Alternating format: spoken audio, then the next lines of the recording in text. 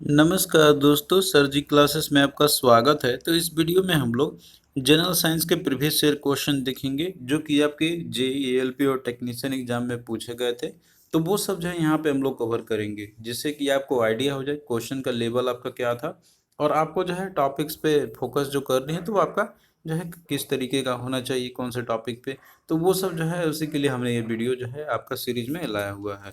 और बाकी देखिए दोस्तों, अगर आप लोग एग्जाम का प्रिपरेशन अगर आप लोग कर रहे होगे एएलपी जेई टेक्नीशियन का, तो इसके लिए देखिए हमने जो है कोर्स भी लॉन्च किया हुआ है जनरल साइंस का और जनरल अवेयरनेस का। इसमें देखिए आपको टॉपिक वाइज लेक्चर्स तो मिलेंगे ही आपको जनरल साइंस के कंप्लीट, आपको फिजिक्स केमिस्ट्री बायोलॉजी का अलग अलग से और जनरल अवेयरनेस का भी, साथ में पीडीएफ भी आपको जो प्रोवाइड इसी के साथ में कर दिया जाएगा। तो इसके लिए आप लोग ऐप डाउनलोड कर लो सर जी क्लासेस के नाम से, इसका लिंक आपको डिस्क्रिप्शन बॉक्स में मिल जाएगा। और अभी देखिए अभी सारे कोर्सेज पे फ्लैट 20% का डिस्काउंट चल रहा है। तो आप लोग जो है इसको अवेल कर सकते हो। ये एग्जामिनेशन तक आपका रहेगा, अभी जो सीबीटी 1 का एग्जामिनेशन जो होने वाला है आपके, और जो भी सीबीटी एग्जाम होने वाले हैं आपके टेक्नीशियन और जो दोनों टेक्नीशियन का और एएलपी का आपके आने वाले हैं, तो इसमें जो है आपके लिए काफ़ी बेनिफिशियल रहेगा।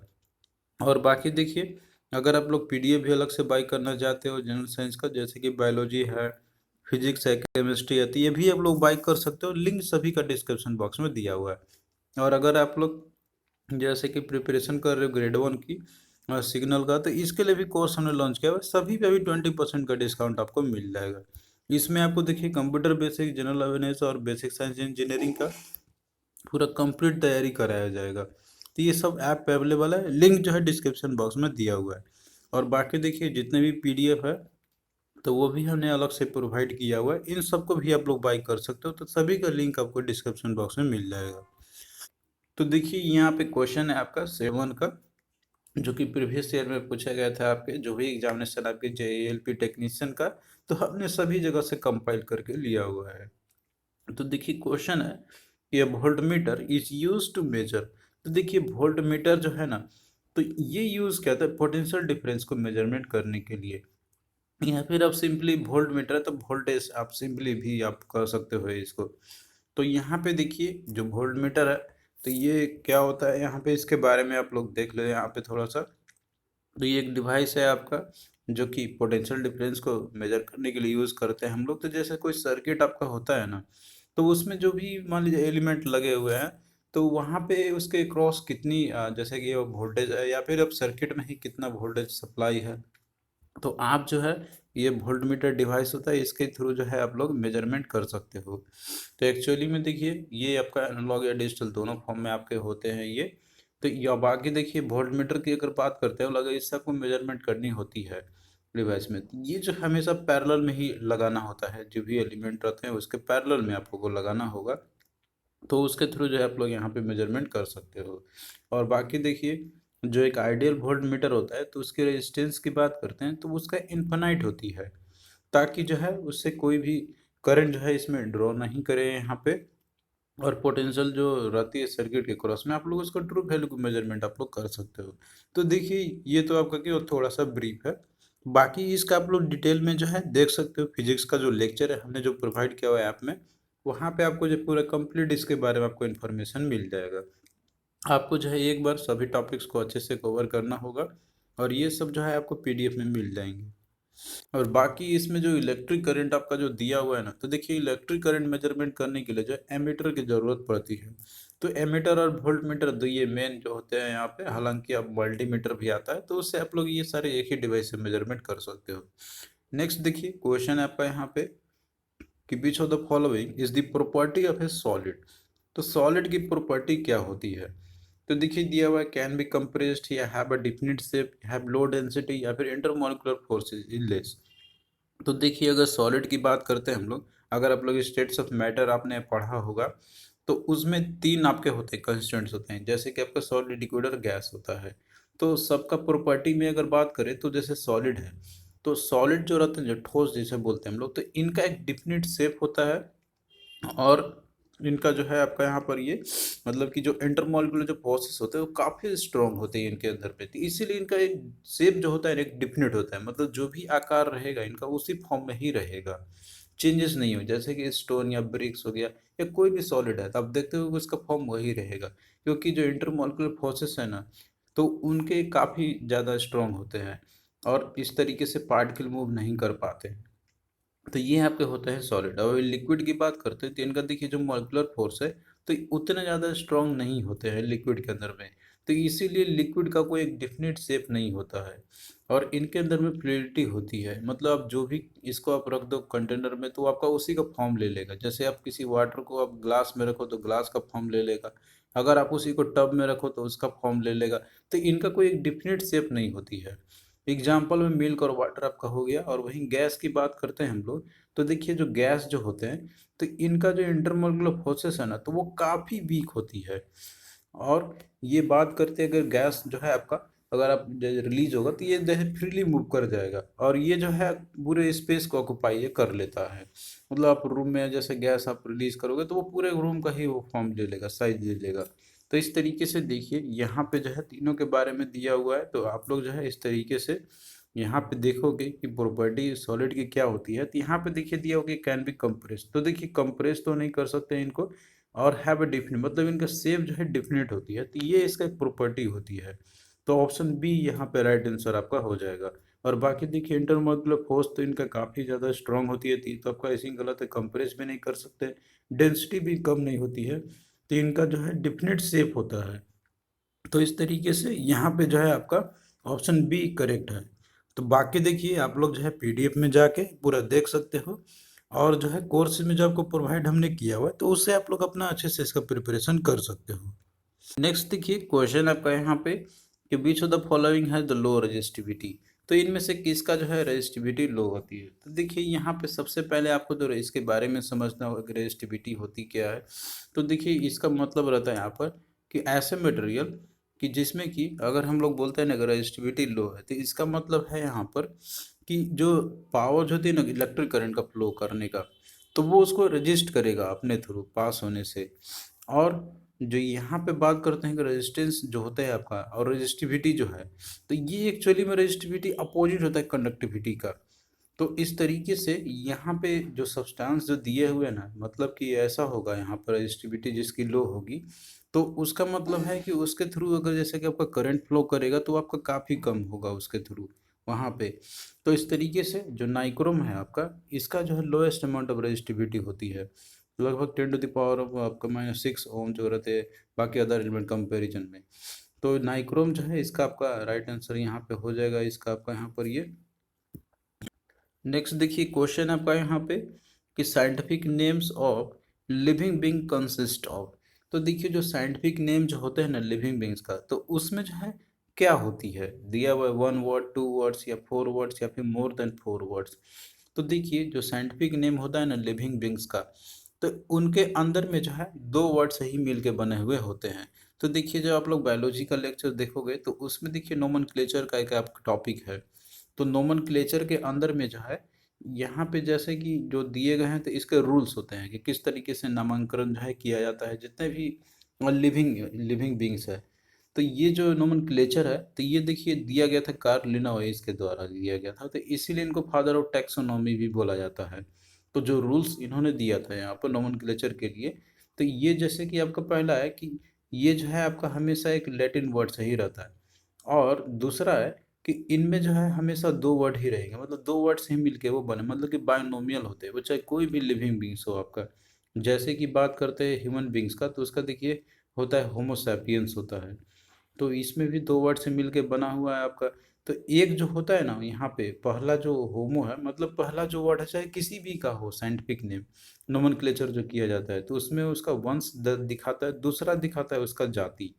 और इसमें भी जो वो होते हैं ना यहाँ पे जो दिए हुए हैं आपके जो वर्ड दिए रहते हैं इसका भी सिग्निफिकेंस होता है। तो पहला जैसे वही चीज़ है कि फर्स्ट टर्म आपका जेनस यानी कि वंश बताता है, सेकेंड टर्म आपका स्पेसीज या जाति बताता है। और दूसरा रूल इसका ये भी है यहाँ पे कि जैसे पहला टर्म जो है जैसे कि इसमें होमो है तो ये हमेशा कैपिटल लेटर से ही शुरुआत आपको करनी है। और वहीं पे जो सेकेंड टर्म है तो ये आपका हमेशा स्मॉल लेटर से ही शुरुआत होगा। और जब इसको लिखा जाता है यानी कि जो नोमेनक्लेचर किया जाता है तो ये जो है हैंड रिटन फॉर्म में आपका रहता है। और उसको अंडरलाइन करके लिखा जाता है इस तरीके से। तो ये देखिए कुछ रूल्स होते हैं यहाँ पे, तो आपको ये रूल पता होना चाहिए। और देखिए ये सब के बारे में डिटेल में जो है बायोलॉजी वाले क्लास में आपको मिल जाएंगे, जो कि हमने ऐप में प्रोवाइड किया हुआ है। तो वहाँ पे आपका क्वेश्चन छूटेगा नहीं। क्वेश्चन देखिए थोड़ा डेप्थ में पूछा गया हुआ था यहाँ पे, तो इस तरीके से आपको पूरा रूल पता होना चाहिए था। तो साइंटिफिक नेम जैसे ह्यूमन बींग्स जो होते हैं ना, ह्यूमन जो लिविंग बींग्स होते हैं, तो उसमें कंसिस्ट होते हैं आपके दो वर्ड से मिलकर बना हुआ था, जैसे कि हमने आपको बताया था। और उसमें दो वर्ड क्या क्या सिग्निफाई करते हैं, क्या सिग्निफिकेंस होती है, तो इन सब के बारे में जो है हमने आपको बताया हुआ है। और पीडीएफ में ये सारा चीज़ आपको कम्प्लीटली आपको मिल जाएंगे। तो आप लोग जो है उससे अपना कर सकते हो। तो यहाँ पे दो वर्ड इसका राइट आंसर हो जाएगा। फिर अगला देखिए क्वेश्चन आपका था उसी से रिलेटेड है कि किसे जो है टैक्सोनॉमी का जनक कहा जाता है। तो मतलब कि जो टैक्सोनॉमी के फादर किसको बोला जाता है, तो क्वेश्चन आपका वही है। तो अभी देखिए हमने आपको बताया था कि जो कार्ल लिनाउइस है, तो इनको बुलाते हैं फादर ऑफ टैक्सोनॉमी। तो इसका जो है राइट आंसर ऑप्शन 2 यहाँ पे आपका हो जाएगा, जो कि इसके बारे में जो है यहाँ पे हमने बताया भी है। यहाँ पे आप देख सकते हो कि कार्ल लिनाउइस जो है, इन्होंने जो है रूल्स दिया था नोमेनक्लेचर करने का इसका, तो इसलिए इनको बुलाता है फादर ऑफ टैक्सोनॉमी।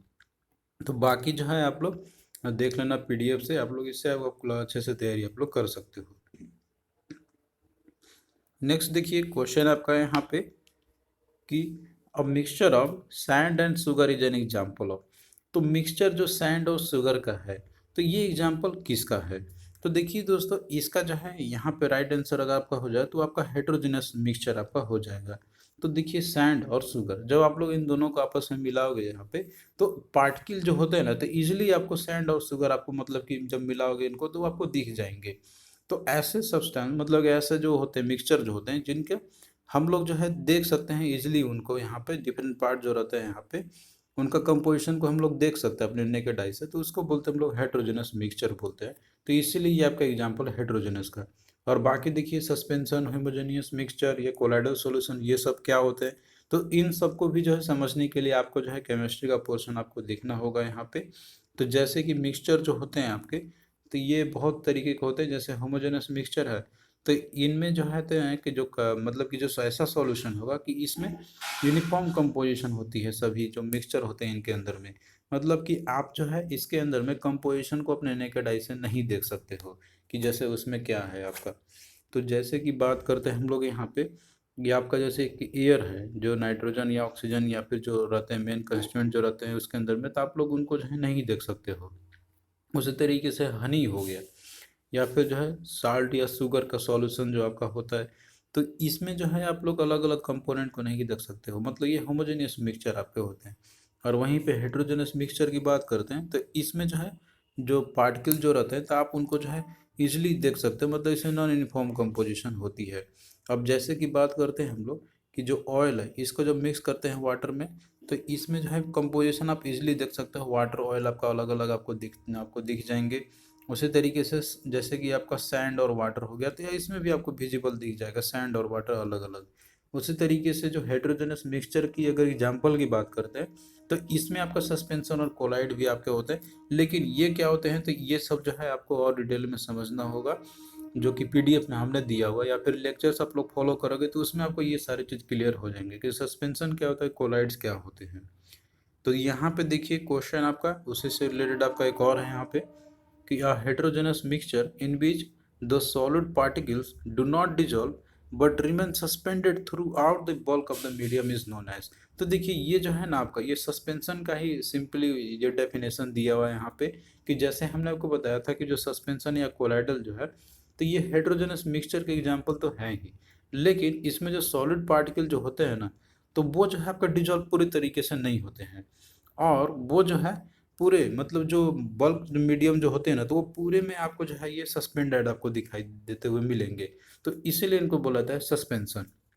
तो इन सब का प्रॉपर डेफिनेशन जो है आपको देखना होगा। यहाँ पे देखिए हमने दिया भी है इसके रिगार्डिंग कि सस्पेंशन जो होता है आपका, तो ये हेट्रोजेनस मिक्सचर आपके होते हैं कि इसमें जो सॉलिड पार्टिकल जो होते हैं तो वो पूरी तरीके से डिजॉल्व तो नहीं होते हैं, लेकिन ये पूरे थ्रू आउट जो बल्क मीडियम होता है पूरे में आपको जो सस्पेंडेड आपको दिखाई देने को मिलेंगे। तो आप जो है यहाँ पे पार्टिकल्स का देख सकते हो, ये विजिबल होते हैं, नेकेड आई से देख सकते हो, लेकिन ये पूरी तरीके से आपको जो है दिखेंगे पूरे मीडियम के अंदर में। अब जैसे कि सैंड और वाटर का होता है ना, तो सैंड आप देखते हो कि वो नीचे आपका होता है, नीचे आ जाता है, लेकिन जो सस्पेंशन होगा तो इसमें आपको पूरे मीडियम में, बल्क ऑफ द मीडियम जो होता है सभी जगह पे आपको देखने को मिलेंगे। एग्जाम्पल की बात करते हैं तो इसका देखिए, जो चॉक और वाटर का जो मिक्सचर आपका होता है, या फिर जो मडी वाटर होता है, तो उसमें देखिए पूरे through out the bulk of medium में जो है सॉलिड पार्टिकल जो होते हैं वो आपके डिजॉल्व रहते हैं, वो सस्पेंडेड रहते हैं मतलब उसके अंदर में। इसी तरीके से मिक्सचर जो आपका होता है फ्लोर और वाटर का मिक्सचर जो होता है डस्ट पार्टिकल और एयर का, फॉग का, या मिल्क और मैग्नीशिया, तो ये सब एग्जाम्पल है आपके सस्पेंशन के। तो ये सब जो है आपको एक बार देखना होगा अच्छे से, ये सब हमने कोर्स में प्रोवाइड किया हुआ है डिटेल में वहाँ पे। और बाकी कोलाइडल सॉल्यूशन क्या होता है, तो ये सब भी जो है आप लोग देख सकते हो पीडीएफ के अंदर में, जो आपको मिल जाएंगे। बाकी देखिए यहाँ पे कोलाइडल सॉल्यूशन जो भी आपके हैं, और बाकी जो है जैसे सॉल्यूशन, सस्पेंशन, कोलाइड, इन सब में अंतर क्या है, डिफरेंसेस क्या है, तो ये सब एक बार आपको जो है समझना होगा। क्वेश्चन देखिए आपका अगर घुमा फिरा के पूछता भी है तो वो आपका टॉपिक से बाहर नहीं जाएगा। आप लोग बस जो है अच्छे से एक बार प्रिपरेशन करो, और अगर आप लोग करते हो हमारा जो भी प्रोवाइड किया हुआ है, तो हम नहीं समझते हैं कि क्वेश्चन जो है आपका उससे बाहर आएगा। बाकी आप लोग तैयारी अपने से करते रहो, एक बार एटलीस्ट हमारे जो दिए गए हैं वो पीडीएफ हैं, तो उससे आप लोग जरूर करके जाना। हमने सारे एनालिसिस करते हुए जो है कंटेंट को इसमें प्रोवाइड किया हुआ है। तो चलिए दोस्तों, इसी तरीके से आगे भी लेक्चर्स कंटिन्यू रहेंगे।